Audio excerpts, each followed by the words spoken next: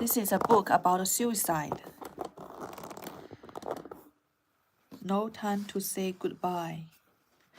If you have lost someone who committed suicide, oh,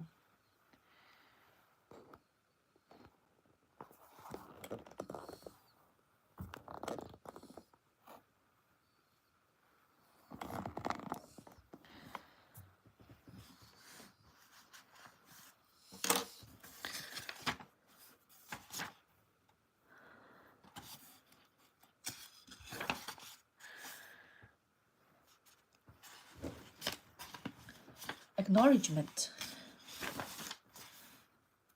Finally, pay tribute, letting go of the silence. The word explores the initial impact, the stigma. No time to say goodbye. Introductions. Letting go of the silence. It was the first warmer day after a particularly cold and brutal winter. As the bus maneuvered its way through the midtown traffic, I stared out the window at the office workers enjoying the sunshine on their lunchtime break. I recognized him immediately, striding decisively along the slow-walking pedestrian. His expensive gray suit was similar to the one he had worn to the monthly meetings.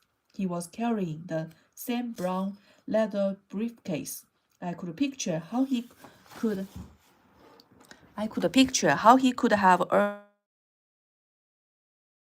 As soon as he sat down, its very present proclaiming order and routine in the middle of our circle of chaos. He prided himself on his resolve. I am getting on with my life, he would announce to the rest of us, his grief-clouded eyes betraying his words. Things are settling back to normal, and I've started moving forward, he would repeat, as if having memorized a speech someone else had written for him. This ordinary-looking businessman and I had been brought together years before by a shared anguish, the suicide of someone we loved. Twice a month, for more than a year, we met with 5 or 10 or 20 other strangers in the basement of a church, trying to make some sense of our unthinkable tragedies. Hoping to feel less alone with our feelings of craziness and disorientation, we walked into our meetings rudely, not knowing what had hit us. We were survivors of a shipwreck, consumed by guilt for having failed to save the dearest people in our lives, and ashamed at being alive and abandoned. We are dazed by our helplessness, confused by the anger that laced through our mourning. He quickly disappeared into the noonday crowd, merging into the steady stream of people filling the vibrant street. I wished I could have spoken to him to find out how he had felt over these past years. Had he truly been able to put his life back together after the piercing horror of his daughter's suicide? Was he still married? Did he reconcile with his son? Had he had the nightmare of finding his daughter's motionless body in a blood-filled bathtub thinned enough to allow him some moment of peace? Had he forgiven himself? And what about me? I looked at the spindly trees lining the avenue, their boughs bravely welcoming another year of urban pleasures. I thought about the flowers planted near Harry's grave in a small Massachusetts ceremony. Were they also beginning to bloom? I wondered, had he survived the fierce ice storms and snow blasts of these last months? On December 16, 1989, my husband had been unable to survive a similarly harsh winter, killing himself in the waning light of a later Saturday afternoon. My once familiar world exploded with his suicide. In an instant, the life we had built together during our marriage of 21 years ended without a discussion or time for say goodbye. I remember the bus ride I took to my first meeting of the support group 1 month after Harry's suicide. It was January the 12th, 1990, Harry's 44th birthday. I felt as if I had not slept since the moment I discovered him dead in his medical office. The intravenous tube that delivered a lethal dose of thiopental, a powerful anesthetic, still attached to the crook of his arm.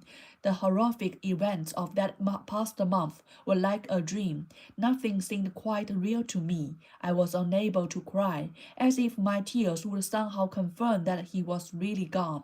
I had found him lying on his examining table, covered with blood. The room was a mess. Empty bottles of thiopental was strewn on the floor, along with discarded needle packets, plastic tubing. Harry was wearing his favorite pink shirt with both silvers rolled up. Draped around his neck was the green woolen scarf his mother in Columbia had knitted for him to use during the cold New York winters. He had treasured the scarf most among all his possessions, considering it a talisman that would protect him against unforeseen dangers. But the shirt and the scarf were soaked with blood. For days afterward, I obsessed about the blood. It was as if, by solving the riddle of his blood, I could somehow be able to understand the logic of his suicide. Did he try to pull the IV tube out of his arm at the last minute and rip an artery? Had an intruder knocked him on the head and arranged his death to look like a suicide? Had he somehow managed to shoot himself after he injected the thiopental? I finally found the courage to telephone the medical examiner who told me that blood had leaked from Harry's nose and mouth as a result of an anticoagulant he had taken, as his veins would not become blocked and impede the flow of the thiopental. As a physician, your husband has it all figured out, he said. The medical examiner's tone conveyed his professional admiration, as if the logic of Harry's action was more a testimonial to his medical acumen than a terrifying window into his desperate state of mind. The medical examiner also told me that it had been an extremely peaceful death. He was asleep in seconds, death in minutes. He estimated, adding that this was the first death from thiopental he had seen in New York City. The drug is used as a pre-anesthetic to sedate patients before surgery, he explained. Your husband didn't suffer, if that's any comfort. There would be no comfort. I knew this as soon as I discovered the gruesome scene in Harry's office. How could he have left me like this? Why hadn't he turned to me for help? What if I had come to his office an hour earlier? Why did I allow him to convince me that he didn't need a professional counseling after his growing depression after the deaths of his mother and father in the past year? What if I had been more insistent about our going out to dinner together the night before? Maybe if we had been together out in our favorite Chinese restaurant, soothed by the safe and familiar setting, sipping our lukewarm green tea, he would have told me about his plan.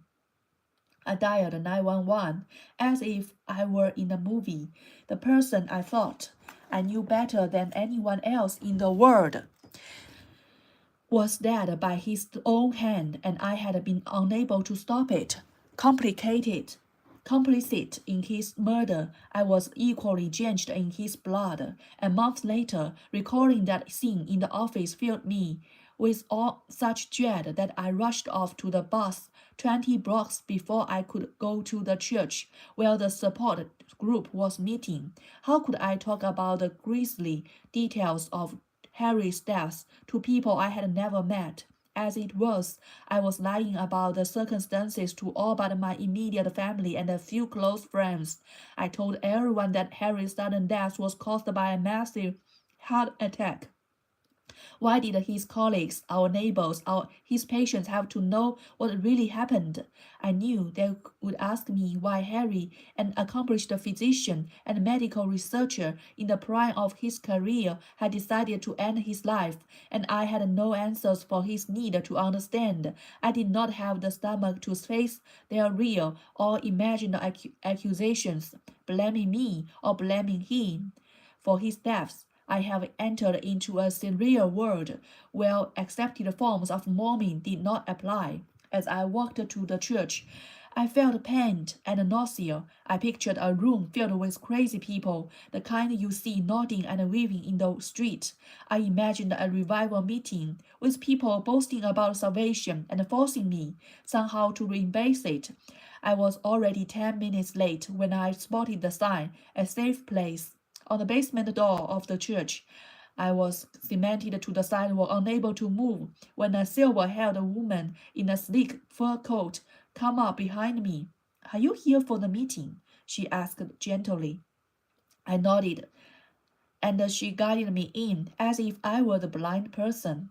I assumed she was the group's leader, but soon found out she was a survivor like myself. 1 year before, during a Friday night dinner, her husband left the table, went into their bedroom, and shot himself with a pistol he kept in his night table. After calling the police, he sat calmly over his half meal, unable to believe what had just happened. We entered a small room with people sipping coffee from paper cups and eating cookies held on napkins. I was convinced that I was at the wrong place. Everyone looked so normal, so ordinary. Many of them had come directly from work or school, and briefcases and book bags leaned casually against the wall. People seemed to know one another, laughing as they exchanged pleasantries. Laughing, small talk, such modest luxuries seemed forever out of my reach. I was consumed with Harry's death, exhausted from repaying the details of his last days and the final minutes over and over in my mind. I had spent hours obsessively searching for overlooked clues that might explain his reasons for ending his life. I was plagued by questions that only he could answer. Why? Buzzed inside my brain like a swarm of bees, threatening to destroy whatever sanity I had left. Since Harry's suicide, I felt increasingly isolated from my friends and family. They had no idea what I was going through. All their well-intentioned advice and words of comfort seemed ignorant at best and tinged with cruelty at worst. Yet, here I was with others who had supposedly experienced the nightmare of suicide, and I still felt alone and unconnected, trapped and claustrophobic. I started to leave without even removing my coat. "Please stay here with us," the man who suddenly appeared at my side said in a French-tinged accent. I later found out he was a Jean-Claude Deschanter, the felicitator of the group and a volunteer at Samaritan, the suicide prevention group that sponsored those free meetings twice each month. I felt raw and exposed, and I had the startled look of a newcomer to a strange world. "You are among friends," he said. He gently steered me to the adjoining room, where folding metal chairs had been set up in a large circle. There were no windows in this brick basement, and the cheerful posters on the walls only served to call attention to the starkness of the space. I still refused to take off my coat, even though I sat down in the chair he offered me next to his. Slowly, the circle began to fill with normal, everyday people, a typical New York crowd that blended ages, ethnic background, and economic classes. I was in a daze as Jean-Claude welcomed us to the meeting. Tension now filled in the air, choking out the seemingly causal mood of minutes before. We were getting down to business. Jean-Claude thanked us for coming and asked us to state our first name, our relationship to the person who had committed suicide, and how and when they had killed themselves. After the introductions, he explained there would be an open discussion. The woman to my right started sobbing. I was stunned. Had all the people in the room, these normal people, really been through a suicide? Did they all feel as guilty as I? Were their lives too shredded beyond recognition? The kindly woman who had led me into the meeting, the athletic young man in his college sweatshirt, the businessman whose booming laugh so inappropriately filled the room as he had passed around the plate of cookies. I willed myself to concentrate, an ability I was convinced I had lost forever with Harry's death. Jean-Claude turned to the man sitting on his other side, motioning him to begin. My name is Ray, he said. My brother hung himself 2 years ago at Bell Mountain State Park. He was 36, my younger brother. My name is Elizabeth. My father shot himself last year on Thanksgiving Day. It was 2 hours before we were going to eat.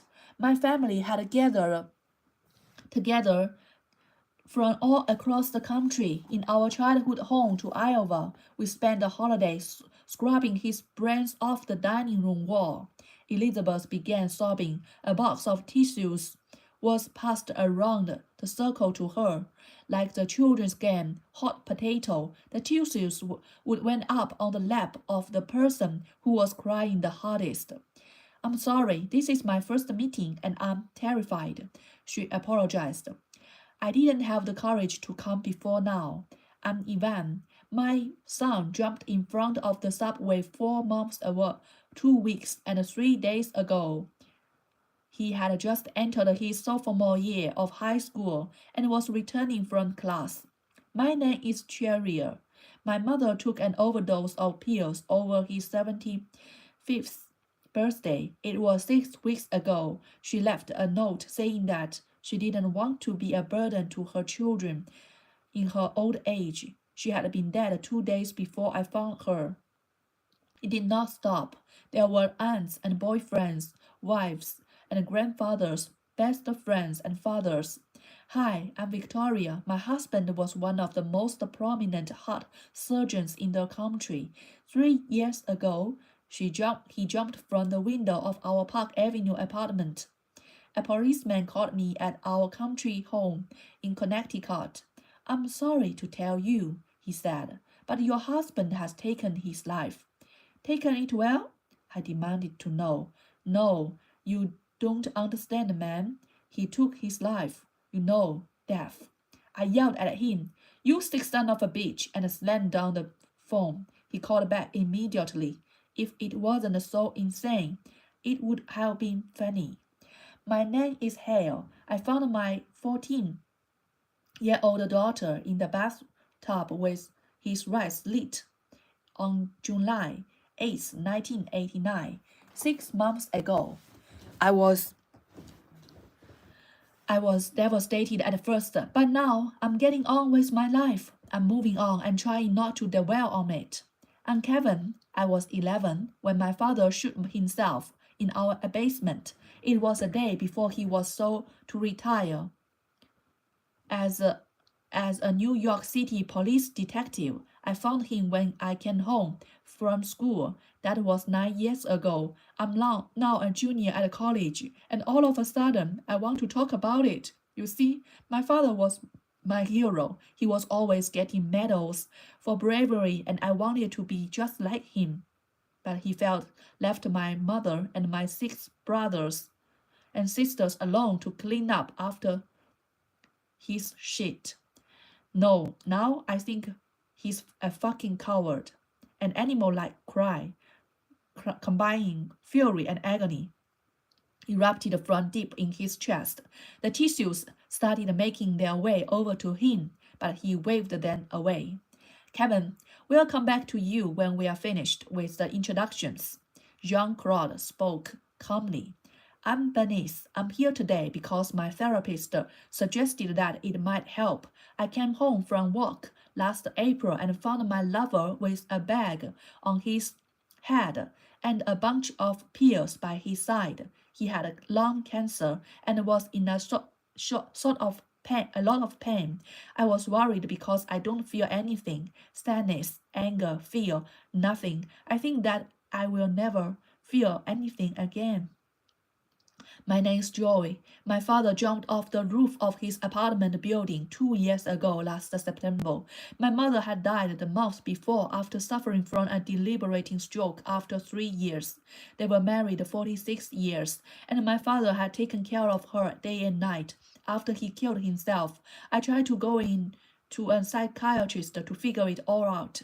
He told me that my father was success-oriented. Success-oriented? What is that? As well, he told me that my father had made up his mind to kill himself, and he had accomplished his goal. Spare me, doctor. If he's such a success, why is he 6 feet tall under?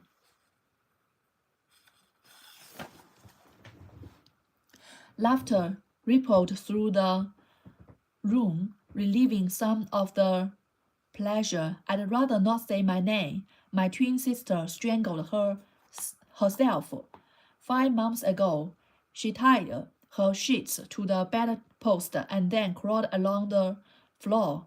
I didn't even know you could kill yourself that way. She was at psychiatric hospital upstate on the suicide watch, no less. I had her committed because she was repeatedly threatening to kill herself. I guess you can't save them if they won't tell you.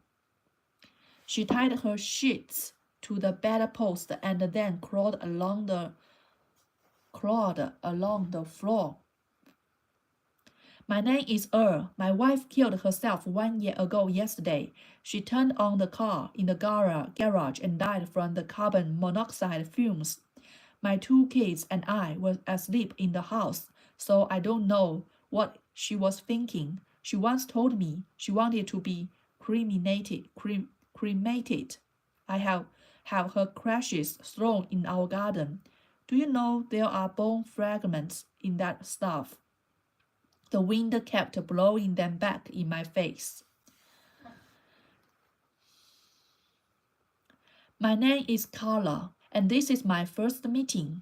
It's my husband's birthday today. He would have been 44. He killed himself 4 weeks ago. He was a doctor, so he injected himself intravenously with some heavy-duty anesthetic up until tonight. I didn't know there were so many other people who could understand what I was thinking about. Why they are all doctors. Kill themselves, psychiatrists or doctors. The box of tissues was on my lap before I realized the tears were streaming down my face. The crying in the room assured me that I was not alone. I suddenly remembered that I was still wearing my coat and began struggling.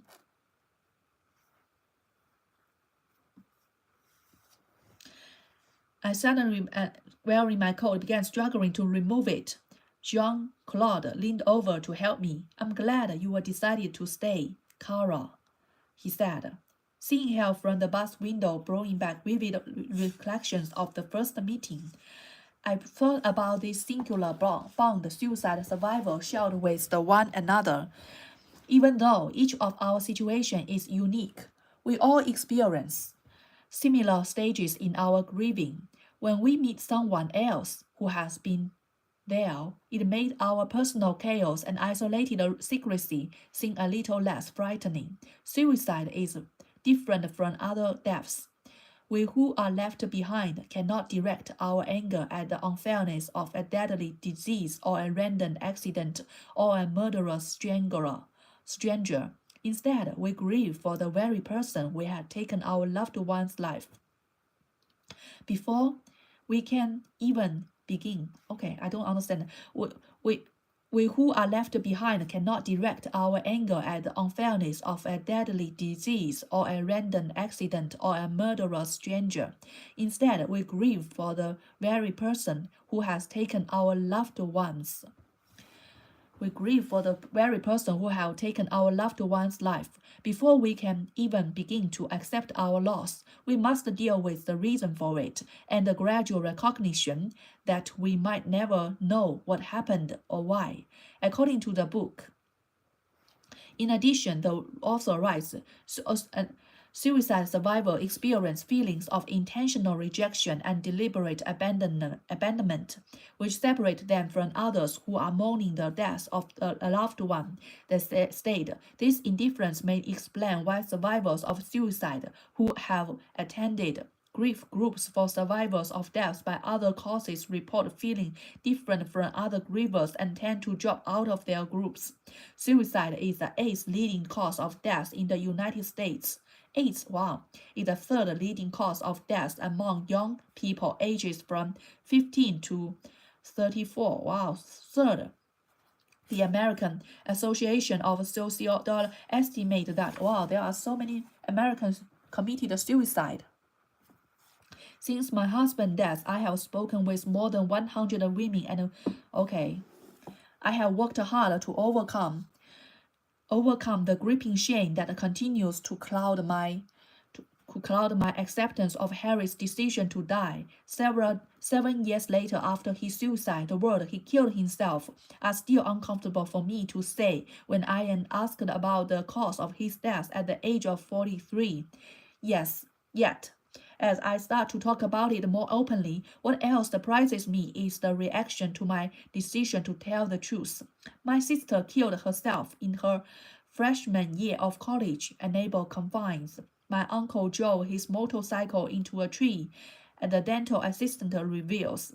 My father shot himself. The woman sitting next to me on the flight to Miami whispers, I hope this book will help penetrate the isolation that surrounds the mourning process of those of us who have lost a loved one to suicide. As we begin to tell our stories, the stigma associated with the memories of our mothers and fathers, husbands and wives, sons and daughters, sisters and brothers, lovers and friends, relatives and co-workers will be lifted.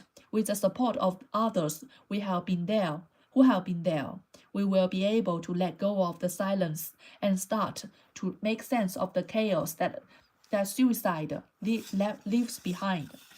Okay, the suicide. The world explodes.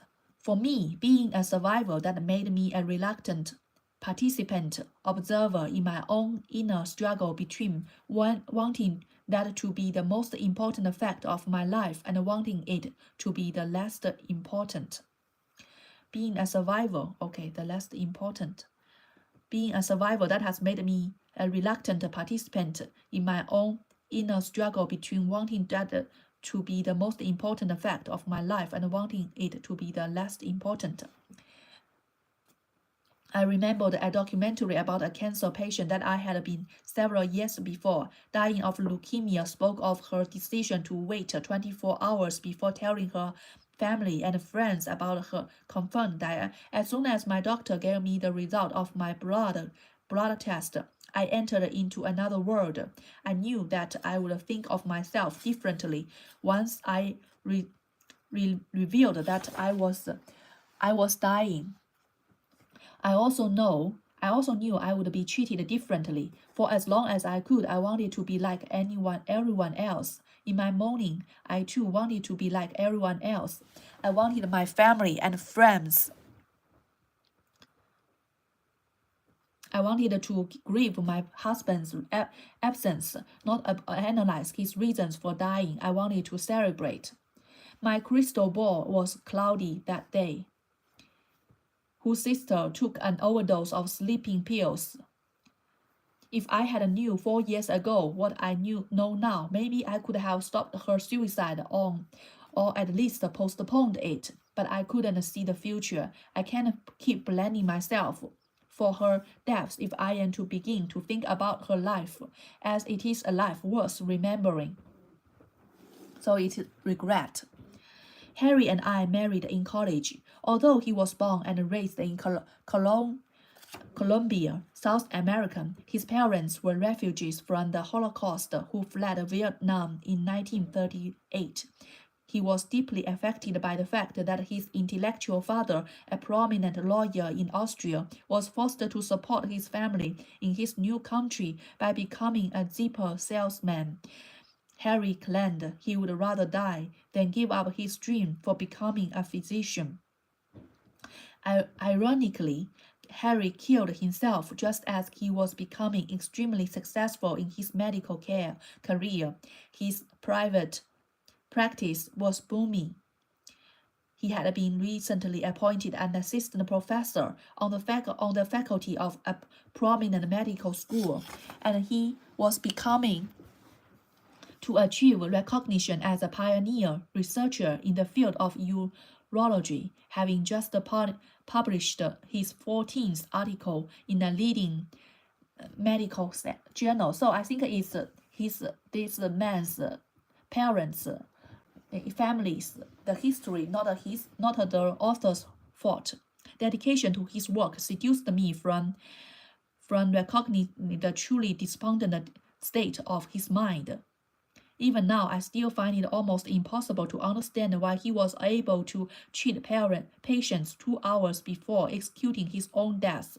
Like most other survivors, the option of suicide seemed inconceivable to me at that time. Sure, Harry was depressed. Of course, I could understand his sadness at his parents' death. Yes, I could see. Yes, his parents sacrificed their career to support the family. So he loves his parents a lot. Harry returned the next week, a different man. My mother is gone, he reported so it is not her fault. Why this also would complain herself? So just let it go. It's none of your business.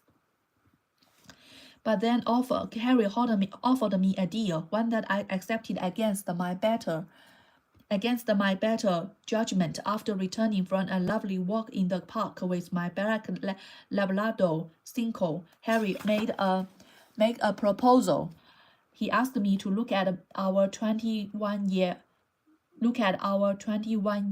marriage as a bank account with credit and debits. He said that the glorious time we had had together over the years should be viewed as credits.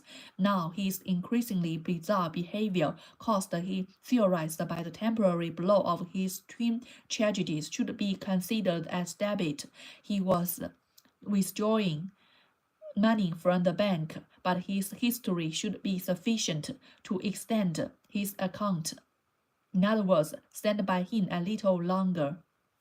Weeks after Harry's death, when I was finally able to clean out his office, I found pages and pages of computer printouts from the National Institute of Health, cross-referenced under suicide and drugs. He had started conducting the research around the same time he asked me to give him a chance and continue to trust him after 2 decades of marriage. The conclusion of the article abstract that Harry had circled was that Serpento, used to execute prisoners in some states where capital punishment is legal, was the most effective drug available. 5 months after Harry's suicide, Dr. Jack Cameron helped his first client inject Serpent into her veins, bringing about her death within minutes. Once, when I was viewing with my lawyer the dismal financial situation left by Harry's suicide, I remarked to him that even though Dr. Kirkham was getting rich and famous in the suicide business, at least he had the good sense to use Serpento on others and not on himself, as it was. So this doctor used his husband's method to make a business. Eudorphin, as it were. It took me almost a year before I was able to pay the medical supply company had charged his order for 10 bottles of Serpento. I finally bought a money order for $240 because I was physically unable to sign my name to a personal check. Harry called me several hours before he killed himself, saying he would be working late in the office. He sounded somewhat. The building was hopping. The police car, ambulances, emergency services outside has attracted a circus-like crowd. The superintendent, who had never been found in the best of the time, was talking non-stop to any police officer who would speak to him. Maintenance workers emerged from the basement to sweep the lobby. Residents of the building came down to walk their dogs, check their email. The honest ones just stood in front of me and God, your husband is dead. The detectives, two broad-shouldered men, dressed in suits and ties, told me, even though they were gentle, one of them even putting his arms around my shoulders. I screamed from my very depths. He killed himself, right? He killed himself. There's no dignity or privacy in suicide. The police, the super, the dog walkers, the gawkers all found out that my husband killed himself at the same exact time. It was confirmed to me. That is very miserable. The detective take notes as they questioned me. What was the financial state of Harry's medical practice? Had we been experiencing any marital problems? Did he have a drinking problem? When was the last time I had seen him alive? Was I a nurse? Did I have any experience with intravenous drugs? Through my dissociated haze, nothing seemed quite real to me. I began to grasp that I was being treated as a suspect. Do you actually think I killed my husband? I remember asking them. The detectives were kind, closing their notebooks before their next question might possibly send me over the edge. They told Alex that he could take me home. I did not have to wait for the medical examiner to arrive. They gave me the cards. Okay, the detectives is quite nice than the policeman. More human. Yeah, when your loved one take suicide and you would suffer the tragedy and the pain, and the other people would suspect, are you the murderer? So trust me, Donna urged. She has been where you were now. Okay, so many people just as I entered, I was greeted by the red light on the answering machine blinking frankly in the darkened reception area. My thoughts started racing. Who would take care of Harry's patients? Okay, don't worry, there will be doctors. The initial impact. Many deaths leave survivors with unfinished business, but a few might be said to create more of it than suicide.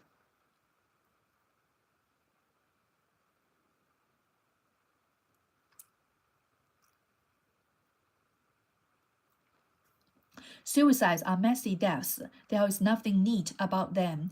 The lives of those of us who are left behind have been shattered into thousands of tiny fragments, and we do not know how to begin cleaning up the devastating damage. Our loved ones have departed by their own will. Even though they knew that they were planning to leave us forever, they did not give us the opportunity to bid them Godspeed. As we go about trying to pick up the pieces of our former existence, we are fearful that we will be haunted by the ultimate absence of knowledge for the rest of our lives. We will never know the reason why our mother hanged herself, or our brother walked into the sea, or our children threw herself in front of a train. Yet, even though we must live without closure concerning their deaths, always wondering about the why and imagining the what-ifs. Yeah, that is very torturing. The memories of that day was very vivid. I was out of school on summer vacation, and it was a Sunday morning. Yeah, it was Sunday morning.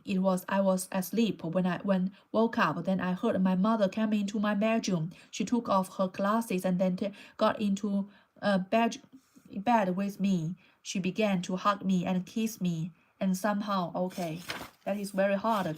So what initial impact? I was brought up in a religious room, and I was very ashamed. that my wife had taken her life. A government official from Washington, D.C. As I understood it, suicide was considered a murder and you couldn't be buried in the ceremony. The first rabbi I asked to officiate at the funeral barraged me with intimate questions about the details of my wife's suicide. His probing made me feel very uncomfortable and defensive. I then went to another rabbi who was much more sympathetic. He helped me to understand that my wife was suffering from a mental illness and that the Jewish religion is flexible enough to change its interpretations as more information about suicide becomes available. He assured me that my wife would be buried in the Jewish cemetery with all the rituals. The rabbi was more concerned about how my children and I were dealing with our terrible loss than with the reasons why my wife had killed herself. He bestowed dignity not only to myself but also to my wife's memory. Funerals were never easy, yet with suicide, every decision takes on an added significance and importance. Details involving the types of ceremony, burial, eulogy, tombstone, and so on are influenced not only by how we judge our loved one's life, but also by how comfortable we are with his or her death. My husband's family was ashamed of his suicide and did not want a funeral. Yeah, I would do that too. Suicide not only opens up new old wounds for family members, but also creates new ones. My son's funeral was filled with accusations and anger.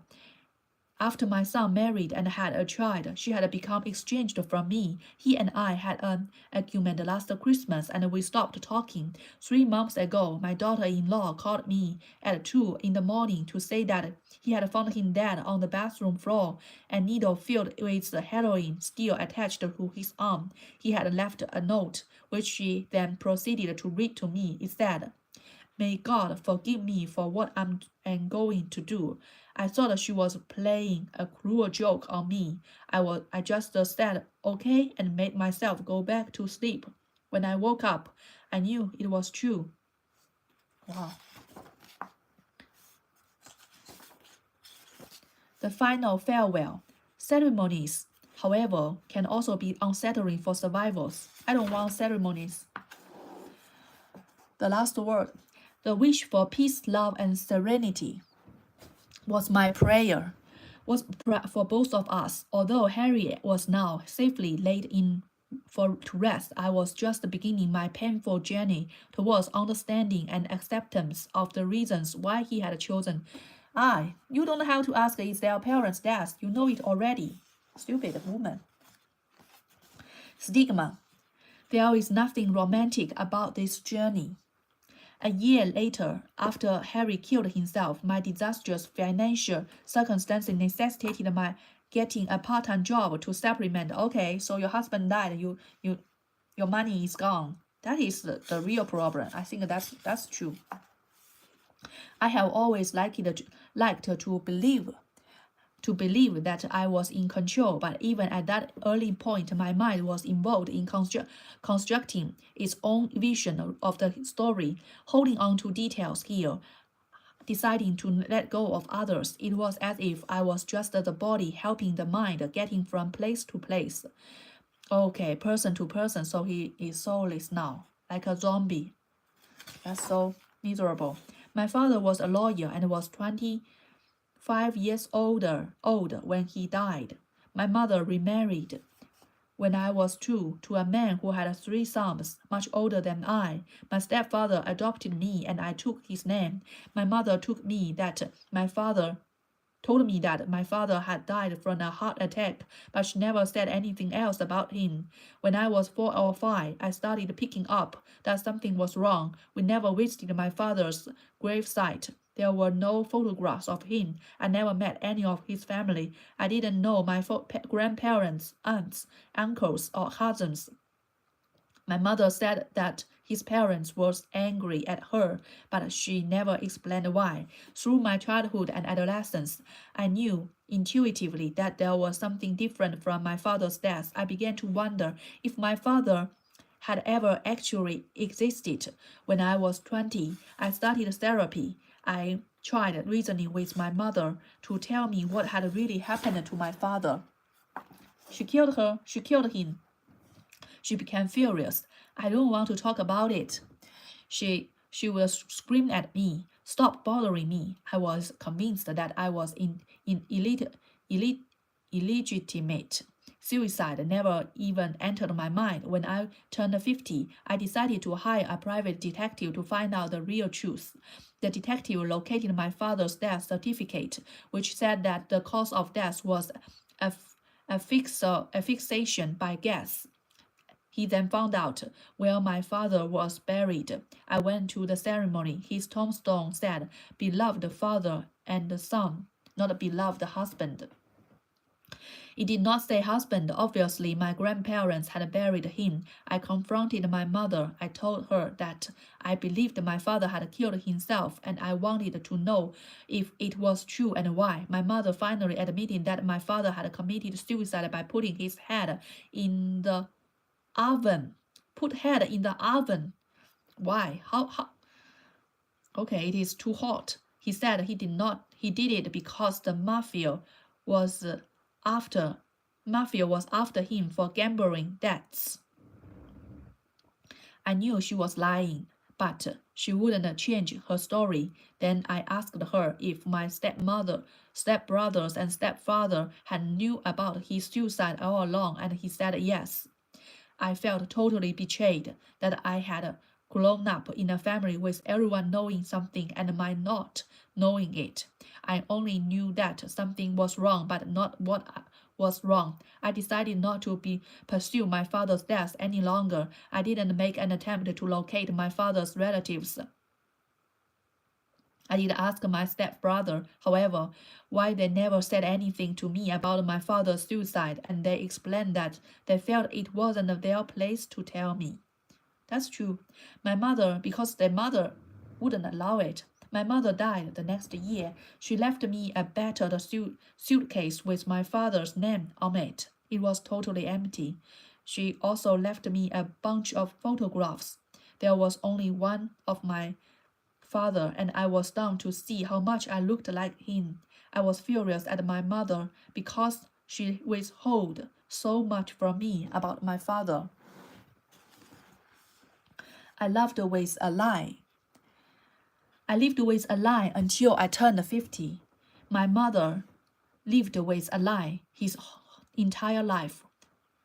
She was torn apart by a secret that affected every part of her existence. Suicide is such a stigma that we feel we have to bury it. It was as if my mother had committed a murder that she didn't want anyone to find out about.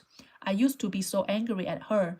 Now I see how guilt and shame, especially when hidden, can control your whole life. I feel so sad for all of us, for my mother, my father, and myself. Suicide is not a topic that is openly discussed. Okay, I have always believed that you should keep your family secrets private, she said. People who kill themselves let out their confusions publicly instead of keeping their problems to themselves. That's very true. Their actions are outside the accepted code of behavior, especially for someone in my generation.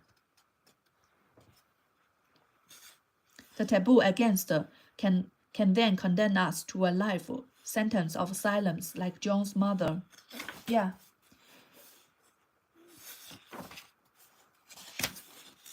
For those of us who have survived the suicide of a beloved one, life will never be normal again. We have changed and will never be the same people we once were. Yet, as we became more open about our experiences, the stigma of suicide will start to recede.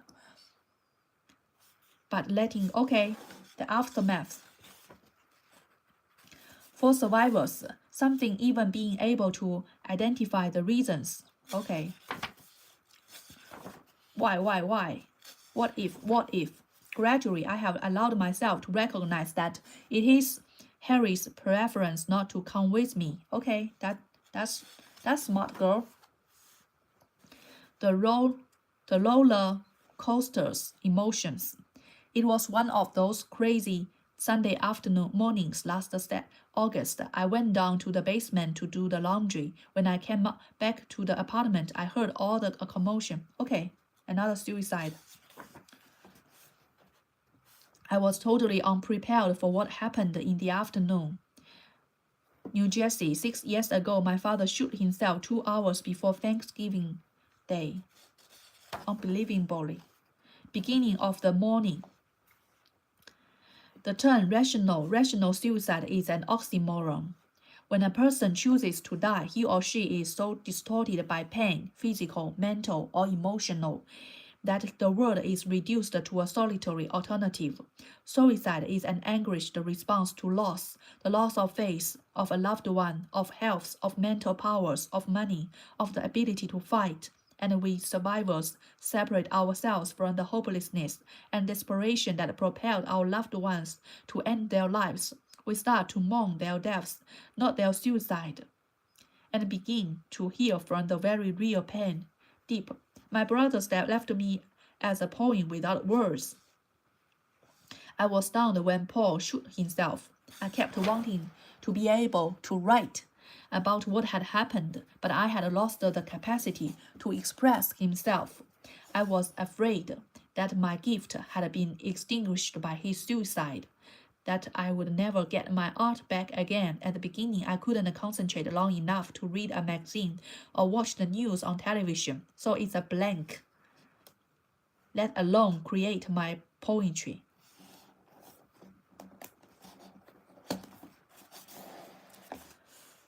As suicide survivor began the long, arduous process of navigating the labyrinth of our loss, we face the risk of confronting a reality that is often covert and always ambiguous. Catharsis is important not only to purge, but also to clarify. Clarification is the first necessary step in a survivor's journey of healing. During college, I suffered from bouts of depression. I would call her up and she would be in bed crying. I would just let it pass, telling myself that it was not my business to intrude into her life. Into her junior year, Marcy dropped out of school and get married. She took a job at a medical billing company, and her mood seemed more upbeat. The last conversation I had with her was about her plans for Christmas. On the morning Marcy killed herself, she called her husband at work. She told him there was a bet going around her office about the best way to commit suicide, the best type of gum to use, and the best part of your body. He answered, a short gum in your mouth. My brother-in-law is a big hunter, had a rifle who had given her a Valentine's Day. She drove home, but her husband kept all the guns in the house locked up and unloaded. My sister didn't know the combination lock at her rifle, so she used her pistol, which she kept in her own box with its own lock. The instruction book on how to load the pistol was still on the table when I went to her house that night. It was amazing to me that she had the presence of mind to follow the instructions on how to put the bullets in the gun. In a way, I find myself some comfort in knowing that Marcy had to take all these steps before she killed herself. It made her act seem more thoughtful and less impulsive. Shoot herself in what she called the dead animal room of her house, and then, while her husband had mounted the stuffed heads of animals she had killed, her husband found her body when she got home from work. There was very little blood because had shot herself in the mouth, and there was no exit wound. She left a note for her husband and said, "You'll be better off this way. I can't do anything right." Okay, so the husband always complained her to be a burden, can't do anything right. There was no autopsy because the police didn't suspect any foul play, but my mother is firmly convinced that it was a murder and that a cover-up is taking place. She invents all these different scenarios, and that my brother-in-law killed her, that Marcy was having an affair that was go wrong, that she came home unexpectedly and interrupted a robbery, anything but the truth. I tell her that if she hadn't come to terms with the reality that my sister killed herself, she will never be able to begin mourning her. But my mother doesn't seem interested in her own life anymore. Her whole world is now consumed with finding Marcy's murderer. After Marcy's death, I couldn't sleep unless I kept the lights on. I suffered from major panic attacks, which I still have occasionally. I blamed myself for not being perspective enough to realize that something was wrong with my sister's life. On the first anniversary of her death, I went through a period of total grief. I couldn't stop crying for weeks on end. I really missed her and craved speaking to her. I began angry at her for doing something so drastic without giving me a chance to try to help her. I still find it surprising that Marcy had enough determination to kill herself, but not enough to face her problems. My husband and I, I think I have to go to sleep now. The doctor's actions clearly violated. Getting help. Okay. This is not the help the suicide. This is to help the survivors. I just want to see the last ones. In a journey filled with unfamiliar landmarks and unexpected turns, those of us whose loved ones have ended their lives so abruptly and with such anguish do not waver from one unassailable certainty. We dearly miss our mother and sister, our husbands and daughters, our brothers and sons, our wives and fathers, relatives and friends, yet our survival and even triumph is a legacy we now carry forward, a testament to the memory of those who have loved and expressed. So not that we shouldn't help others, we just should help ourselves. If they take their lives, they take their lives. Don't blame it, just let go. Okay, finished. No time to say goodbye. Bye-bye.